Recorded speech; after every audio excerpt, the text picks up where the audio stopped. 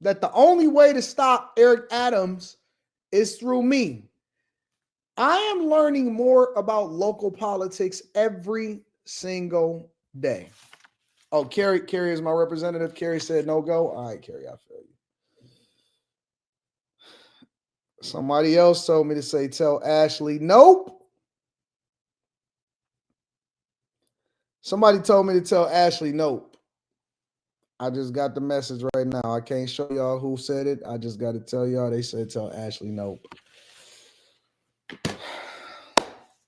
Ash, you're gorgeous. But the ladies, they not trying to have that Ash. Anyways, let's continue on with the show. Kathy Hochul, ladies and gentlemen, appeared on Rachel Maddow, and this is what she had to say. I haven't seen the interview. We're reviewing it for the first time. We're going to get to it. Governor Kathy Hochul of New York. Governor, I really appreciate you making time to be here. Thank you. Tell us about this decision that you made when you received this extradition order from Louisiana. How should people in this country expect this case to move forward? How do you expect the Louisiana governor to respond? We put this in place as soon as we heard about the overturning of Roe v. Wade. I need to protect our doctors because telemedicine is the number one reason people can get abortion pills. And 2/3 of all abortions are now by pills. And they've been approved by the FDA for 20 years. It's safe. We have a doctor who's trying to help someone in another state who's been denied the right of control over her own body, just doing what her oath requires her to do. And now she's treated like a criminal. It was not a tough decision for me, Rachel. I said, no and hell no. I will never, ever send this person into harm's way to stand for 15 years of possible jail time for just being a doctor.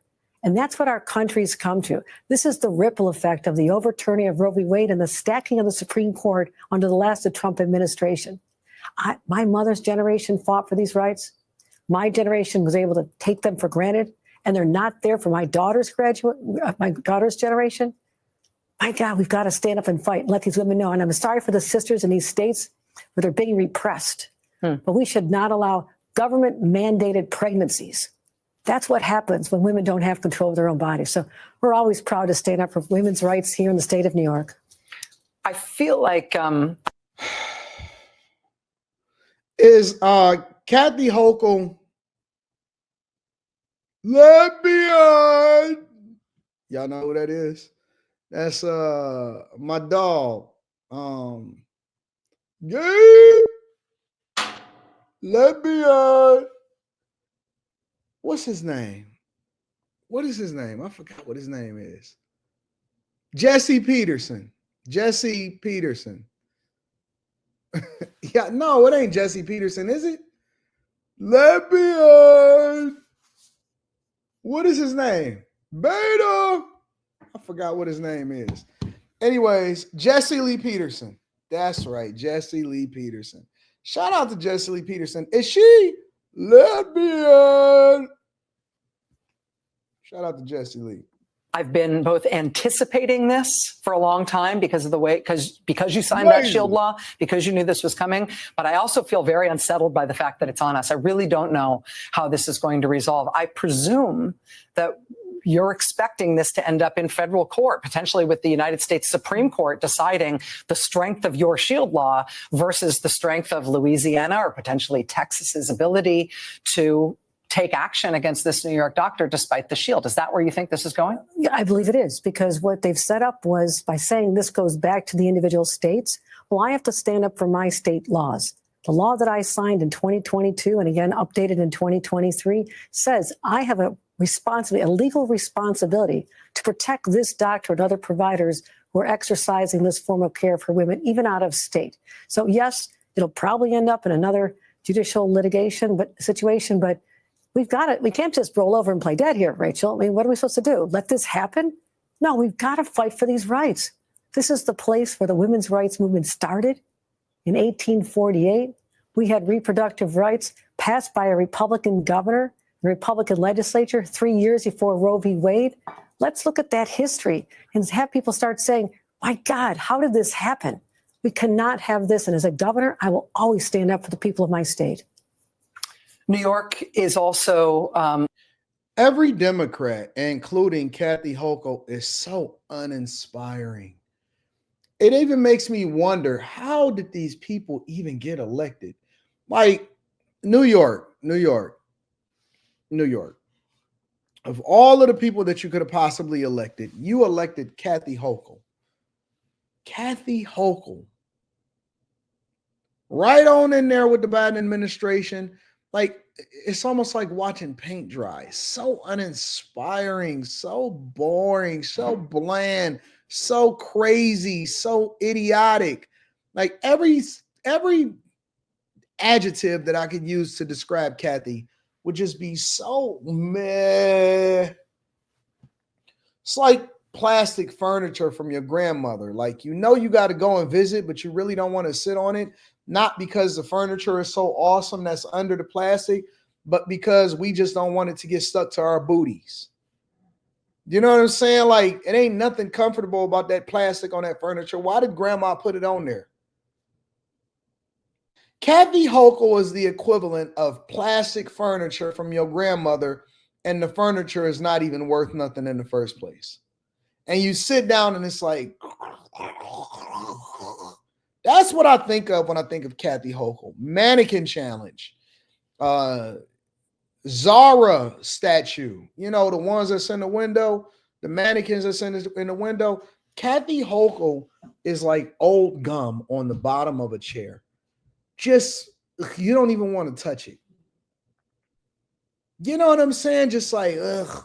What's wrong with y'all in New York? What is wrong with y'all in New York? Why do y'all elect these blah people?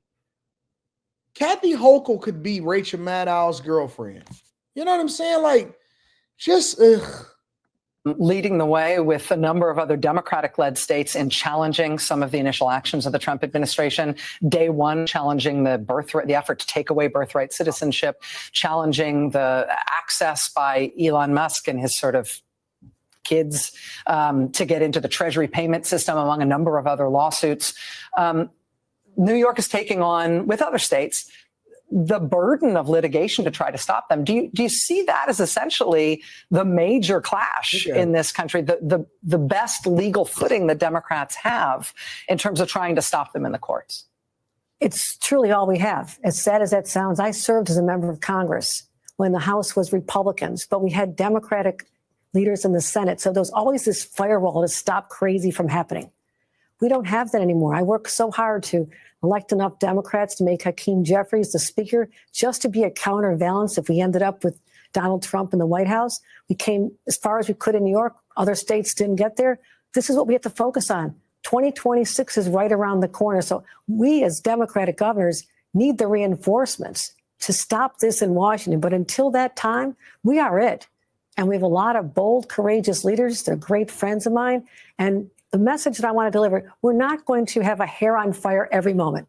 There's too much incoming. And you lose your credibility with the American people if they think all you're trying to do is attack, attack, attack, attack.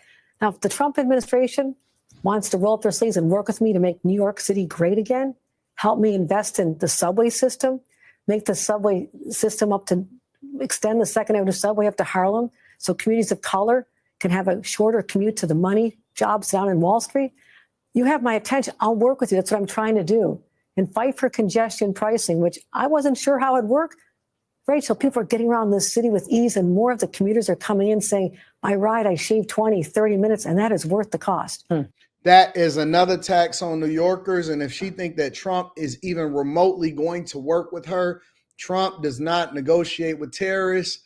I don't know why these people is not understanding that. I don't know why they don't get it. I don't know why they're not paying attention. If you learned anything from Trump over the last 8 years, 8.2 years, is that Trump is unrelenting. Listen, Trump just named the Gulf of Mexico the Gulf of America. Trump told a whole country up north that he was going to make them the 51st state.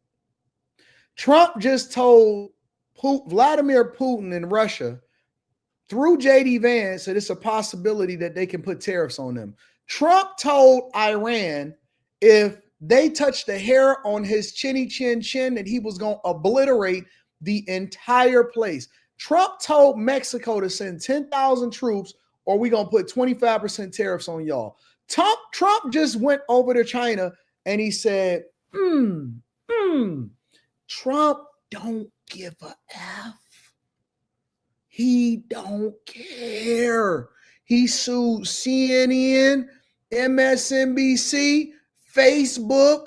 He even just took a payout. Trump just got $10 million from Elon Musk and X when they were Twitter. He still took his payout from Twitter, and Elon Musk is working for him to make sure that the federal government is right-sized. You know you something else when you settle. You don't even drop the lawsuit. You settle for $10 million. You make Elon Musk pay you to audit the federal government. And you sitting here talking about if Trump wants to work with me in order to extend it for the people of color. Didn't you just see him say that he getting rid of diversity, equity, and inclusion? Don't you see him firing all of these federal workers? If anybody had the inability to read the room, it got to be Kathy Hochul. Because if she's sitting here thinking that the Trump administration in less than a month, he done already got rid of bruh. If there was anybody that you could not negotiate with and the only thing you had to do was submit, it's him. He told God, I don't even understand the Gaza situation. He said, man, we might take Gaza and redevelop it. I said, Did the Shaggy from the Scooby-Doo.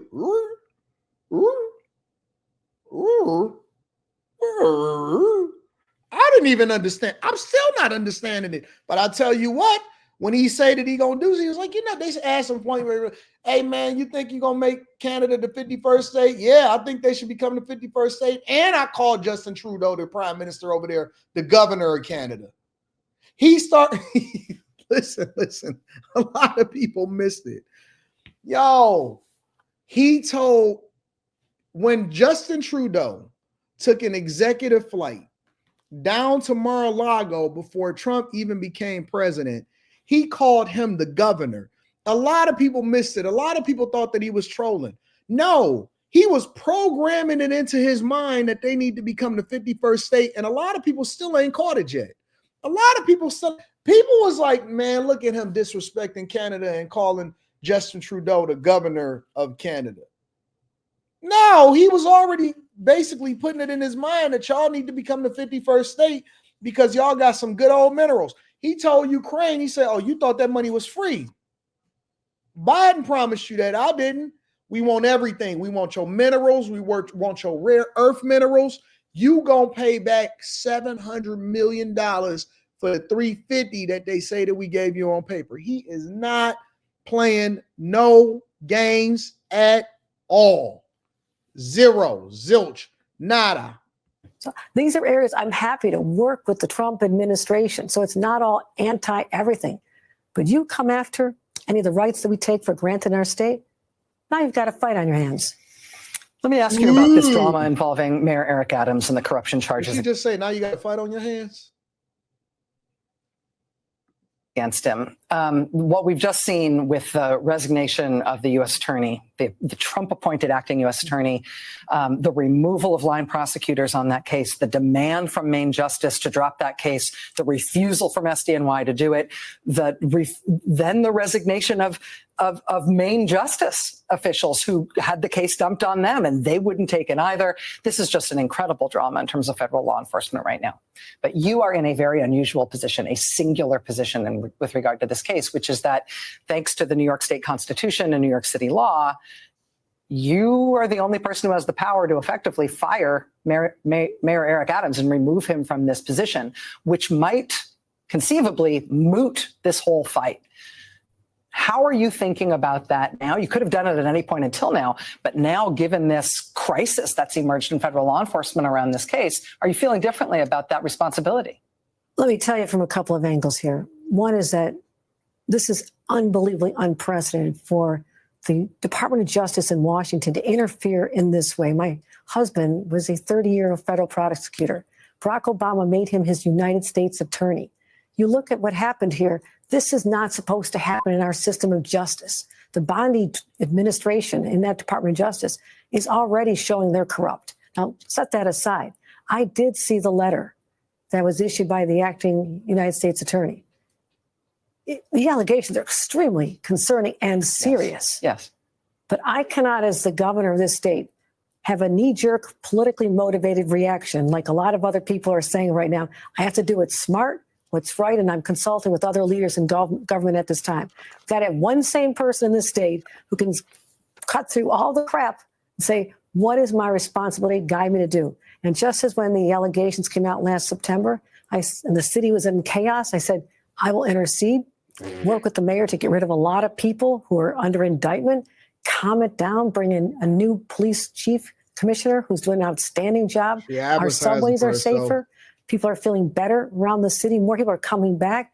I don't want our rebirth to be stopped by this. I have to maintain stability and the chaos and do what's right for the city of New York, because as governor, I also represent the city. These are my constituents as well. I'm going to make sure they're protected here. So if this just happened, I need some time to process this and figure out the right approach. But you are consulting with other leaders, consulting with your advisors, and looking anew at this matter, Of course I am. given the recent Of course I am. Governor Kathy Hochul. Nobody is scared of Kathy Hochul. Nobody is tripping off of her. I think that she don't have a backbone. She don't have a bone in her body to stand on. And Eric Adams and Trump and all of them are going to continue to do whatever it is that they want to do when they want to do it.